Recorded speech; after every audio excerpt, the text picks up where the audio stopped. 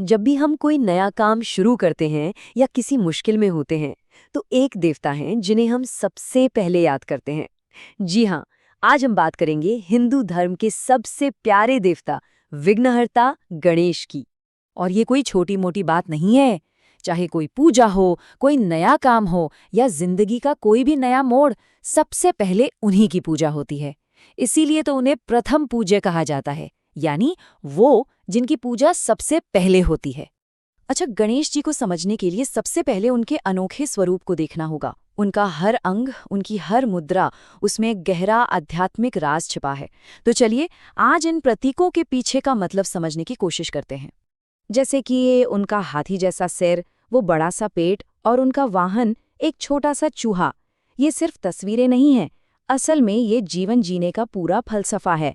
तो आइए एक एक करके इन सब के गहरे मतलब को जानते हैं। अब देखिए, हाथी का सिर, ये प्रतीक है बहुत बड़ी सोच का, गहरी समझ का। जैसे हाथी के कान बड़े होते हैं, वैसे ही ये हमें सिखाता है कि ध्यान से सुनो और उसकी सूंड की तरह सच और भ्रम के बीच फर्क करने की क्षमता रखो, मतलब अनपैरेलल्ड विजडम और इंटेलेक्ट। फिर आता है उनका बड़ा पेट, जिसे लंबोदर भी कहते हैं। अब इसका मतलब ये नहीं कि वो बहुत खाते हैं, नहीं, इसका मतलब है कि उनके अंदर जीवन के हर अनुभव को, चाहे वो अच्छा हो या बुरा, शांति से पचा लेने की क्षमता है। कहते हैं कि पूरा ब्रह्मांड उनके पेट में समाया हुआ है। और फिर उनका वाहन एक छोटा सा मूषक यानी चूहा।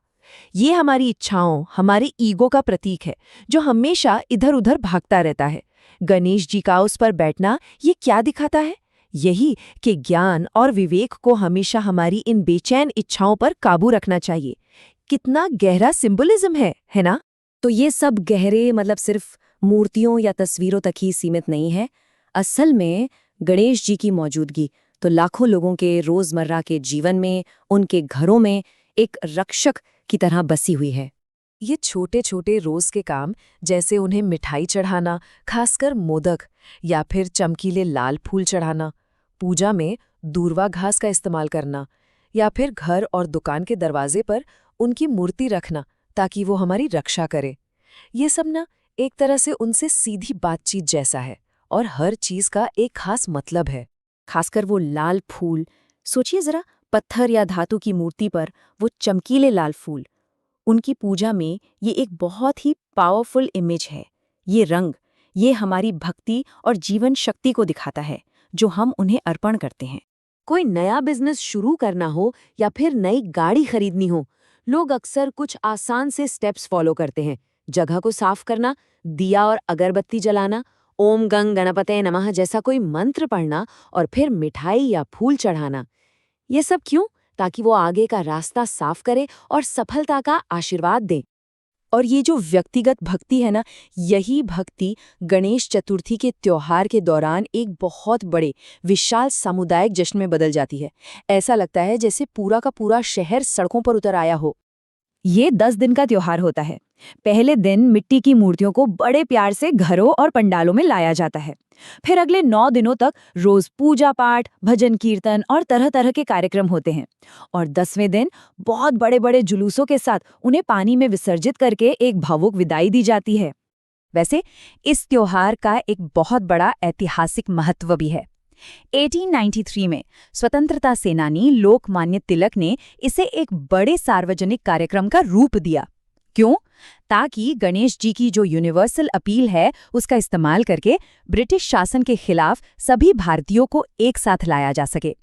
ये सिर्फ एक त्योहार नहीं, एकता का एक जरिया बन गया। तो अब तक हमने उनके स्वरूप, उनकी पूजा और त्योहार की बात की, लेकिन गणेश जी का प्रभाव सिर्फ यहीं तक नहीं है। उनका मतलब इससे कहीं ज्यादा गहरा है, जो स्पिरिचुअल कॉन्सेप्ट से लेकर देशों की सीमाओं के भी पार जाता है। यहाँ एक बहुत ही दिलचस्प बात है। हम उन्हें विघ्नहर्ता यानी बाधाओं को दूर करने वाला तो जानते ही हैं, पर वो विघ्नकर्ता भी हैं। मतलब कभी-कभी वो हमारे रास्ते में बाधाएं डालते भी हैं। पर क्यों? हमारी परीक्षा लेने के लिए, हमें कुछ सिखाने के लिए। और स्पिरिचुअली देखा जाए तो गणेश जी का स्वरूप पवित्र अक्षर ओम का ही साकार रूप है। ओम वो पहली आवाज है, वो प्राइमल साउंड, जिससे इस पूरे ब्रह्मांड की रचना हुई।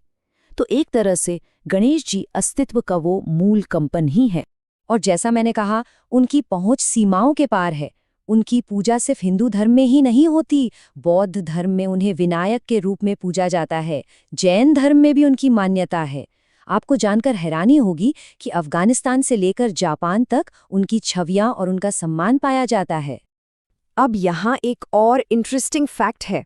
भले ही उनकी जड़ें बहुत पुरानी हो, लेकिन एक प्रमुख देवता के तौर पर वो अचानक से 5वीं शताब्दी के आसपास बहुत ज्यादा लोकप्रिय हो गए। ये इतनी तेजी से कैसे हुआ, ये आज भी इतिहासकारों के लिए एक रहस्य है। ये हिंदू धर्म में एक बहुत बड़े बदलाव का संकेत था। तो आखिर में गणेश जी की पूरी कहानी हमें क्या सिखाती है? यही कि अगर हमारे पास सही समझ और विवेक हो तो हम किसी भी बाधा को, किसी भी मुश्किल को एक अवसर में बदल सकते हैं। और ये हमें एक सवाल के साथ छोड़ जाता है, अगर एक देवता का स्वरूप इतने सारे मतलब रख सकता है, तो क्या हमारी जिंदगी की बाधाएं भी सिर्फ एक नया नजरिया पाने का इंतजार कर रही हैं? Please like, share and subscribe.